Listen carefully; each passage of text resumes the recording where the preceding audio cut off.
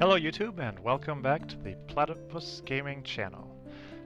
Today I've got something a little bit different for you.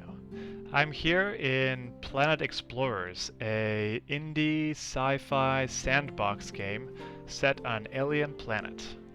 What I want to do is focus on the animals of Maria, which is the planet that we're currently inhabiting. I think I can provide some unique perspectives on this. I'm currently a graduate student in ecology and evolutionary biology.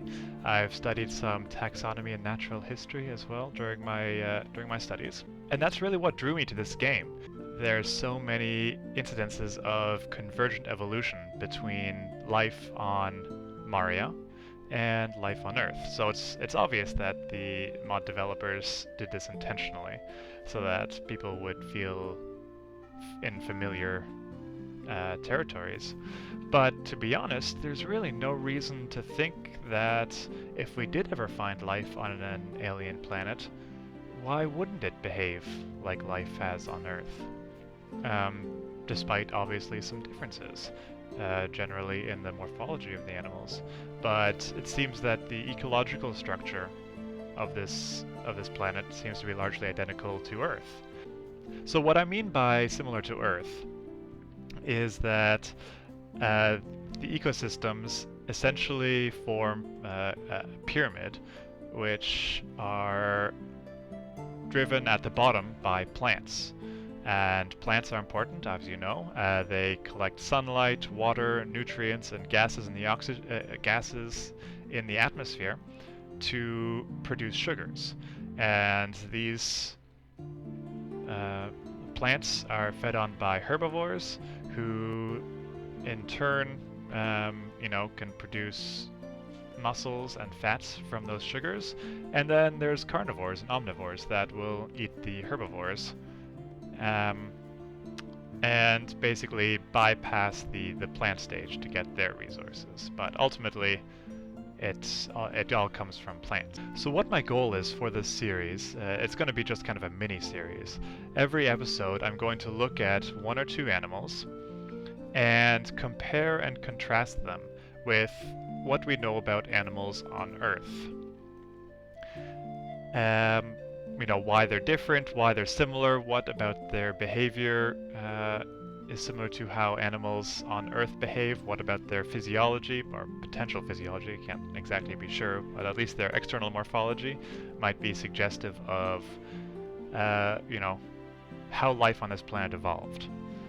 And I'm really looking forward to this. I think it's going to be a lot of fun. For this episode, I'm not going to focus on any one animal in particular, but just start with a few generalities. So like I said, the ecosystem functions, ecosystems appear to function the same way they do to Earth, in terms of there's plants, herbivores, and carnivores.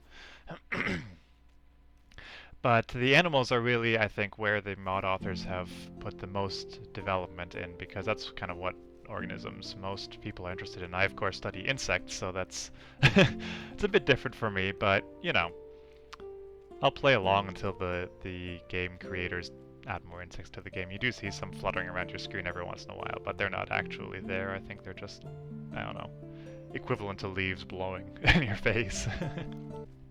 So let's get started. The first thing you'll notice about animal life on Maria is that it's bilaterally symmetrical when it's not glitching out like that. And bilaterally symmetrical means that there's a single plane of symmetry running down the center of the organism, which divides it into two mirrored halves. Most animals on Earth are bilaterally symmetrical. The exceptions are some of the most primitive animals, which include sponges, which have really no symmetry to them at all. They just kind of maximize their body shape to optimize the flow of water. So the next most primitive animals after sponges are jellyfish and comb jellies.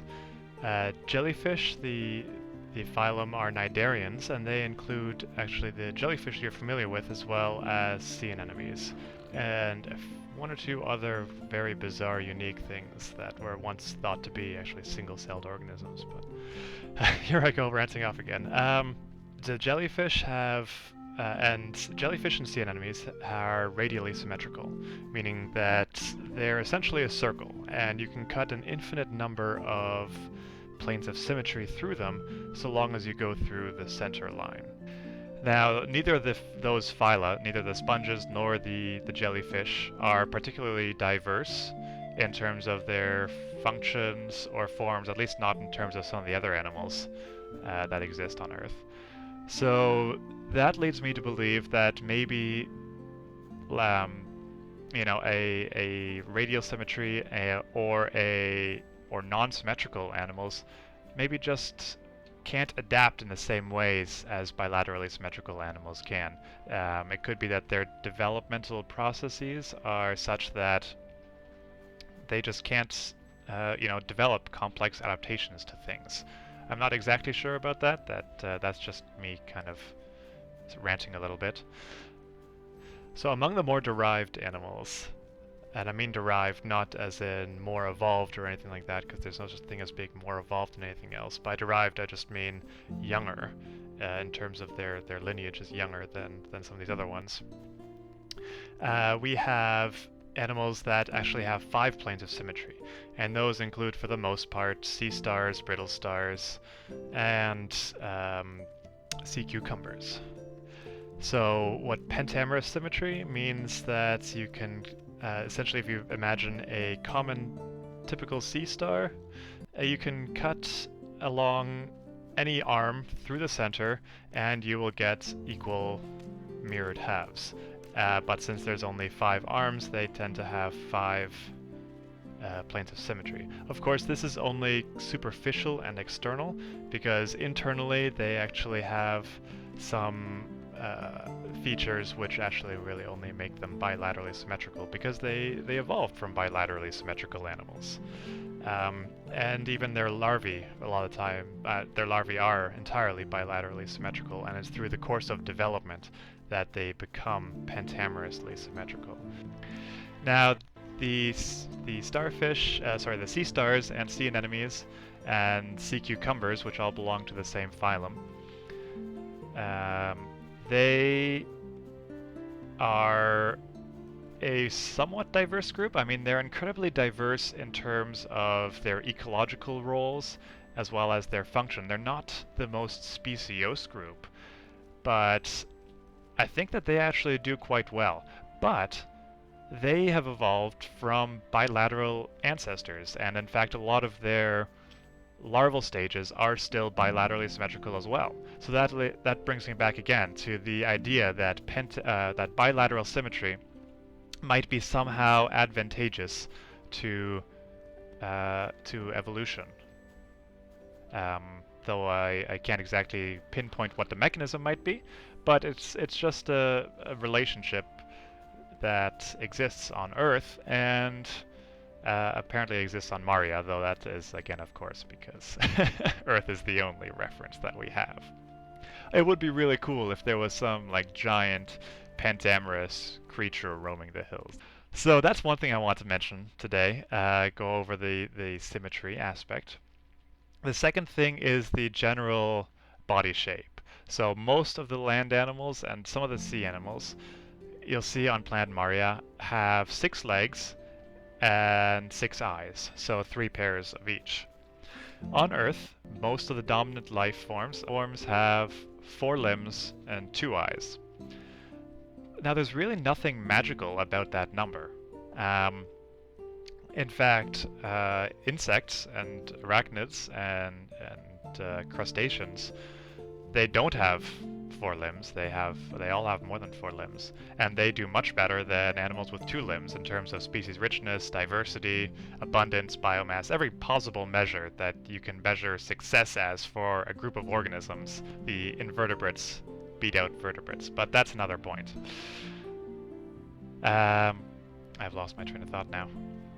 Oh yes, the number of limbs. So the reason why most dominant life on Earth has 4 limbs is because those were the organisms that first emerged on land. So it was really just a fluke. I mean, if a different type of fish-like creature would have crawled out of the ocean several, I want to say maybe hundreds millions of years ago, several 100 million years ago, rather than, if a six-finned fish had done it rather than a four-finned fish. Maybe it would be different. Maybe we'd all have 6 legs. Or 8 legs. Or who knows. What I'm trying to say is some things in evolution are just flukes. And there's no reason for it. And limb number just happens to be one of those. For instance, all life on Earth has managed to do just fine with 2 limbs. You see amazing adaptations of those limbs. Birds are covered in feathers, and they have totally modified their bone structure to allow them to fly, and damn, they're good flyers. There are birds that fly from the South Pole to the North Pole and back every year. Arctic terns do that. And then while they're up nesting in the Arctic, I've been in the Arctic a few times, while they're nesting up in the Arctic, they are just total jerks and will dive bomb you, so if you have to wear a helmet when you go too close to their breeding sites. Whales, as you know, are mammals. They are descended from land creatures, so they have re-evolved fins out of the limbs that were originally used for walking. I'm trying to think what other animals, the primates, they are amazing climbers. They can scale trees. We have burrowers, so there's organisms, there's animals that have evolved to use their legs as shovels for digging. The platypus, actually, which is one of obviously the namesake for my channel, and I hope that this video will kind of explain to you why I chose platypus, because platypuses or platypi are incredibly unique creatures. They have venomous spurs on their back legs. So there's a case where, the limb has been modified into a defensive tool. And if we look at the invertebrates, we see even crazier adaptations. For instance, if this were to be some sort of weird hybrid between a fish and a lobster, the first pair of legs, the chelipeds on a lobster, are hugely modified for different species. Things like fiddler crabs have one giant claw and one teeny tiny claw, and the giant claw isn't useful for anything besides finding a mate. So that's another example of where some things that we see in evolution aren't necessarily for the purpose you would think. Sometimes things can be for acquiring a mate. Some animals, like peacocks, obviously as an example, have weird extreme adaptations. The only reason for them is for finding mates. And other times, organisms have traits that are just legacies of past stages. So, for instance, a human's appendix is an evolutionary byproduct of when we ate a much more plant-based diet, raw plant-based diet, because we needed that appendix to help ferment that decomposing plant matter and get as much nutrients out of it as we could. Now it gets in the way. I've had to have mine removed because it got infected. So in terms of life on Maria, there's no reason why life on Maria or any other planet couldn't have 6 legs, 8 legs, 2 legs, any other number of legs. In German, there's a word called Bauplan that's often used in morphology and taxonomy overall. And the Bauplan for the majority of animals on Maria is to have 6 legs. And those legs have been variously modified on the animals on this planet and alien planets, presumably, to do various different purposes. In this case, this animal has 2 walking legs and looks like a pair of grabbing legs, though I'm not quite sure what those might be used for, since the organism does also have a sort of a longish tongue for picking stuff up. But I saw it scratching its head earlier, so maybe maybe that's what they're used for. But who knows? It could be for maybe mate finding. Maybe the males of this particular species, they'll arm wrestle or something like that. Maybe that's what we'll call. No, if they did arm wrestle, then those arms would be much bigger than they actually are.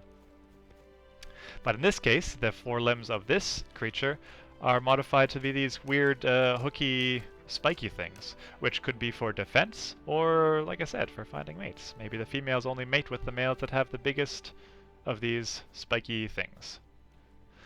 One final thing I'm going to mention, there was an initiative on the forum a while ago to catalog all the life on Maria, all the animal life on Maria, give it names, and a proper taxonomic treatment, meaning it gets the full kingdom, phylum, class, order, family, genus, species names. And I thought that was that was a really great initiative. Though it was flawed in some ways. Some people were recommending basically using the existing structure for animals on Earth and then placing these creatures within that taxonomy.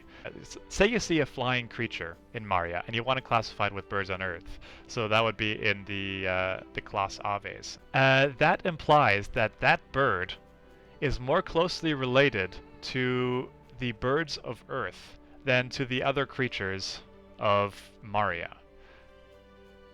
Because when you're constructing the taxonomy of an organism, you want to really relate it to the evolution of that organism.